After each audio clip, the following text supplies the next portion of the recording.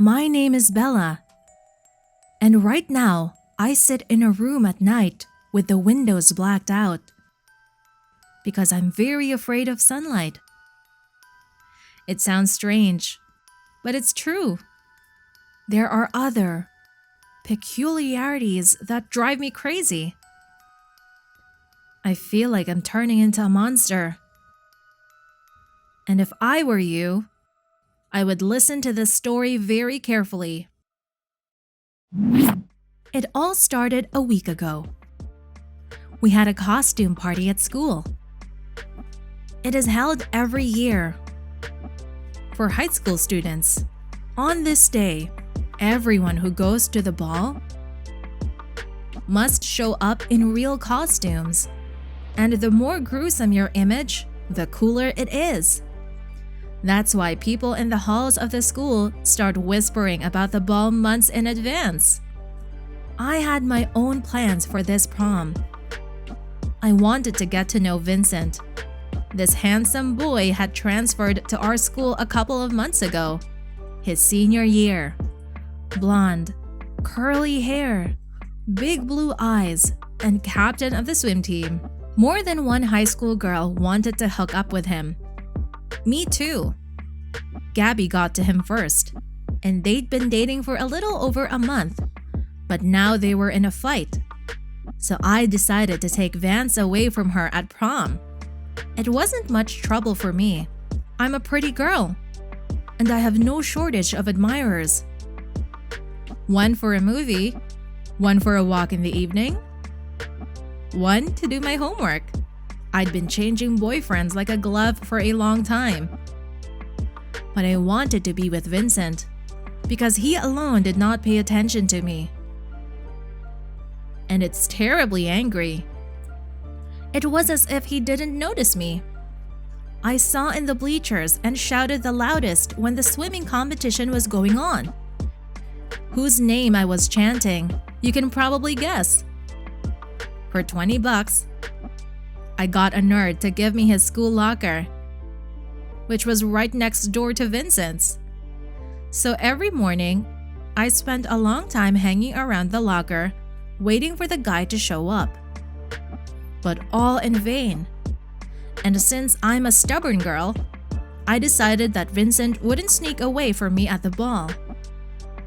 I prepared a luxurious black dress to the floor, embroidered with small shiny stones, and the same beautiful eye mask. A princess of the dark. And I couldn't wait to approach Vincent at the ball. He wouldn't recognize me in the mask. And then we would have a nice conversation, and then we would dance. And, of course, we would have a photo shoot together.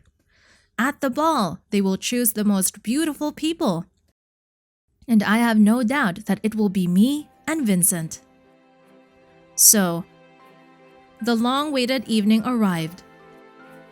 Our school hall was beautifully decorated, and there was loud music playing.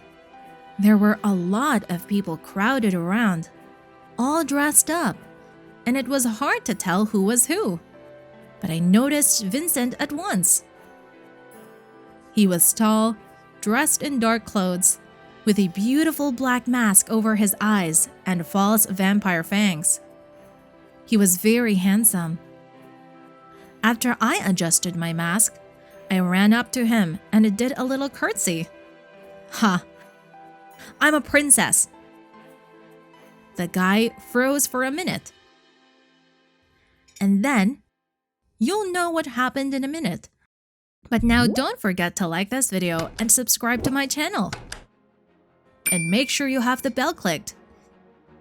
Then you'll know when there's a new video coming out on the channel. So, the guy froze for a minute and then gave me his hand.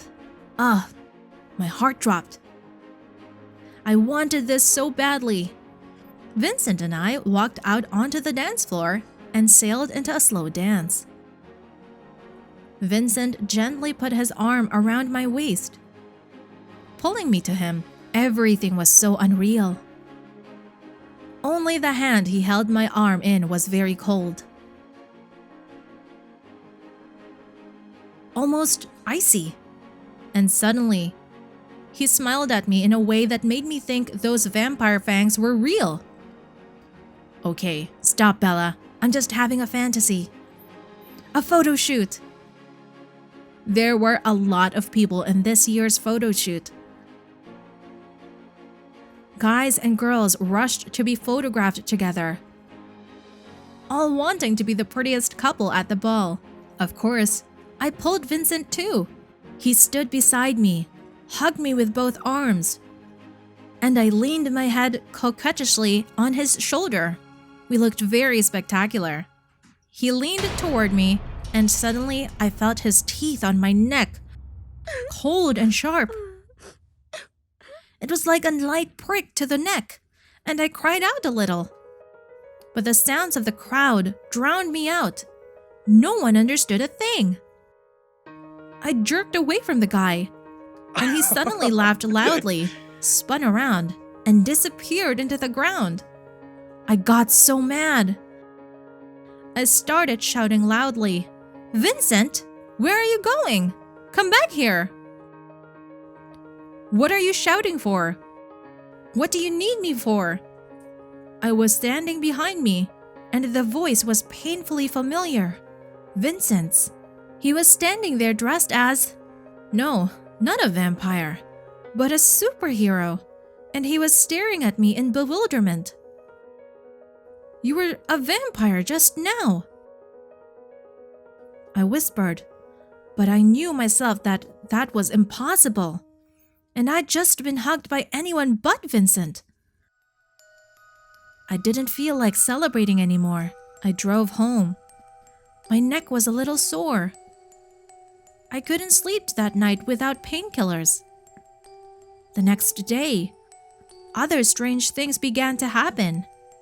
In the morning, it felt like the sun was burning my skin. I closed the curtains tightly and slept all day. At night, I woke up, alert and full of energy. But what to do? I lay awake until morning, determined to go to school. But the sun, as soon as it came up, I felt sick. I closed the curtains and crammed myself into a dark corner. And I've been sitting like that for a week now. I tell my mom and dad that I'm sick. I can't stand the light of day. My neck finally stopped hurting. But I'm not happy about it. I don't know what's wrong with me. And who was in the vampire costume at the ball? Maybe I'm sick of something. What would you do if you were me? Any thoughts? Write in the comments. I really need your support. I'm Tracy from Texas, and I want to share something with you. I'm 15 now. I'm in high school. I have the highest grades in all subjects, and it makes everyone envious. Although I don't consider myself a nerd, my classmates avoid me. At the beginning of the school year, a newcomer came to us. "I'm Marco." He introduced himself loudly, and it was clear to everyone that he's a tough guy and better not mess with him. He was very cocky and wasn't afraid to bully other guys. He got into fights and brawls all the time until he became a leader, proving to everyone that he was the strongest. The girls were afraid of him. He could stake out his foot at the most unexpected moment, or during a break, hide someone's backpack in someone else's locker, or pour glue on someone's chair. Marco always had the meanest thoughts in his head, and everyone was afraid to complain about him since he turned out to be the principal's nephew. Marco had as much fun as he could. He was picking out one victim after another and kept bullying them. And now it was my turn. One morning, he stood in my way as I entered the classroom, and right in front of my face, he gritted his teeth loudly. He probably thought I was going to squeal, but I ignored him. It made Mark angry. All day long, he's been doing mean things to me. He stole my notebook from my desk and put chalk on my chair, but I didn't react. It was hard, because I wanted to throw myself at Marco and scratch his face. It was really annoying. but remembering how happy he got when others were freaking out about his antics, I decided to play it cool. The next day, the same thing happened again. Marco was following me around, repeating my every movement. Everyone watched in amazement how I ignored all his antics. No one thought that Miss Good Grades, that was my nickname, would be able to endure all the bullying from his side with such dignity. After another day, I realized that Marco was desperate. He didn't know what kind of trick to pull on me anymore. After school, he suddenly ran up to me, grabbed my backpack, and started kicking it around the schoolyard. He laughed and grinned and kept looking at me. When am I going to finally react? But I stood there and looked at him silently, not expressing any emotion. When he had enough, he spat on my backpack and left. I shook off my bag and walked in the opposite direction, home. But then, something happened that I never expected. Before I continue, don't forget to like this video and subscribe to my channel. And make sure you click on the bell so you'll know when there's a new video coming out. I heard the sound of footsteps behind me. Why are you behaving like that? It was Marco. Why aren't you responding to me? Wow, he's going to cry. I looked at him and thought, and I answered calmly, I'm waiting for you to get over it. And then he stared right into my eyes and blushed. I didn't take my eyes off of him, and my heart raced. You're the first one who's ever acted like that, and I like you, Tracy. Suddenly, Marco was different. He smiled warmly at me, and I realized that his behavior was just a defensive reaction. We hung out with him until late in the evening. Marco told me that he was afraid to get close to people, that he didn't trust them. It turned out that when he was a kid, his mom and dad divorced. Mom had decided to pursue her career, Dad started a new family, and Marco had been sent to his grandmother's house. He kept waiting for his parents to come to their senses and come back for him, so everything would be the same as before. But that didn't happen, and Marco got angry at people, stopped trusting them. That's why he became a bully to everyone. It's better for everyone to be afraid of me, then no one can hurt me. Those words made my heart ache, and I hugged Marco. I felt sorry for him. Marco put his nose on my neck and hugged me back. And that was the beginning of our relationship. Yes, the bully and the good girl are now dating, and everyone at school is shocked.